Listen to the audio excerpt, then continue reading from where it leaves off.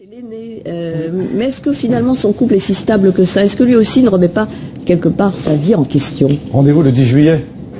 C'est la sortie du film. Mais c'est le 10, c'est... Merci de rectifier, Cad. Mais c'est pas grave. Mais lui aussi se pose des questions. Oui, même s'il est solide, son couple.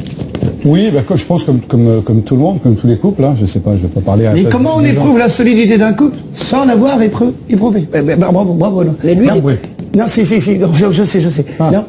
Ah bah vous, Benoît Poelvoorde, vous êtes Philippe, donc vous n'êtes pas l'aîné. Alors là, pour le coup, vous êtes tenté par la chair. Et effectivement, vous allez... J'aurais pas dit. Vous allez tromper votre femme. Mais tout le monde va tromper sa femme, mais la question c'est qu'est-ce qui nous donne l'envie de continuer? Qu'est-ce qui nous donne l'envie de se dire ah, pourquoi je continue? On a fait un vrai film, je pense, si je peux me permettre, sur l'idée les hommes ont peur. Les hommes ont peur de se dire ah, on a peur,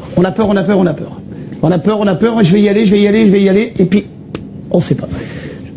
Pourquoi? Parce que dans notre société, la place de l'homme est plus difficile à trouver qu'avant, au fond. Ah oui, tu nous as bien mis dans le... Ouais, je sais, c'est de ma faute, c'est moi qui me suis lancé tout seul. Je me suis lancé tout seul. La place de l'homme est plus difficile aujourd'hui qu'avant. Oui, il ne trouve pas tout à fait sa place comme avant. C'est-à-dire que la femme a plus de rôle, plus de pouvoir. Oui. C'est un peu ce qu'on voit dans le film aussi. Ben, je crois, oui. C'est surtout un film auquel on peut s'identifier, évidemment. Ok, mais ça, tout le monde va le dire. Attends, je vais me rattraper. Mais non, mais c'est vrai. Non, mais tous les hommes, et même pourquoi? les femmes. Parce qu'il y a toujours une crise de la quarantaine, on a toujours envie d'aller voir. Ah non, c'est trop simple ça. Excusez-moi, non, c'est trop simple ça. Non, c'est pas la crise de la quarantaine, c'est le moment où tu te mets en danger, ce que j'essaie de vous expliquer, mais comme j'ai bu un petit peu juste avant de venir. Mais on justifie toujours de se dire, oh oui, mais c'est la crise de la quarantaine, c'est aller voir si l'herbe est plus verte d'ailleurs. Non. À un moment, il existe des situations dans la vie où tu te dis, je n'y serais pas allé, et tu y vas.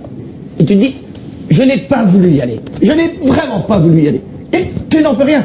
Ça arrive. Et donc, pour une fois, on dit, ah, les hommes ne sont pas si courageux, si forts que ça. Mais en même temps, on dit, ah, c'est un film où les hommes s'avouent de dire, écoutez, on a un petit peu de mal à trouver notre place parce qu'on n'est pas si malhonnête que ça. C'est-à-dire que ce qu'on voit dans le film, c'est trois personnages, trois frères, qui ne sont pas si doués que ça pour l'infidélité.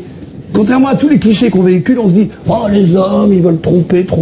Mais il y a aussi une forme de machisme, Benoît ou Cad, parce que les femmes elles ne trompent pas les maris. C'est faux, on pourrait faire le même film. Je vous assure. Si on fait une suite, oui, mais enfin ce film est fait avec c'est le titre qui pose des problèmes.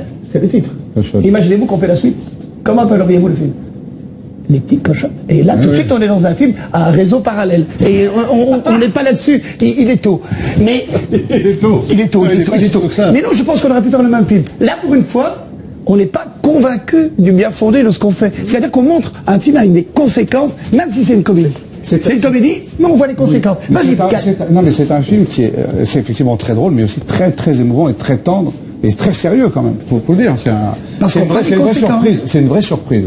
Là, mais même nous, regardez, je disais la dernière fois, on voit pas nos têtes sur l'affiche. Voilà. On est sûr, regarde, le nombre d'acteurs qui ont accepté de tourner dedans, c'est une remise en question du statut, non pas de l'homme ou de la femme, de l'homme et de la femme qui apprennent à vivre ensemble, si je peux me permettre, en riant. Mais n'est-ce pas la plus belle situation qui soit? Oui, aide-moi. Il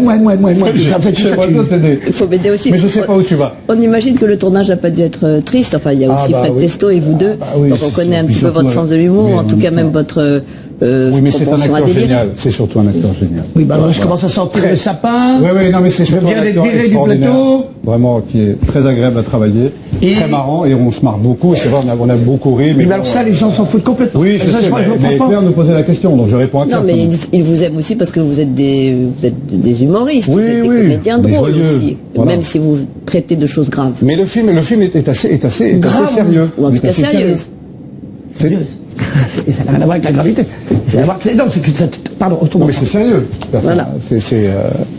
Ça sort mercredi 10. Mercredi 10, voilà.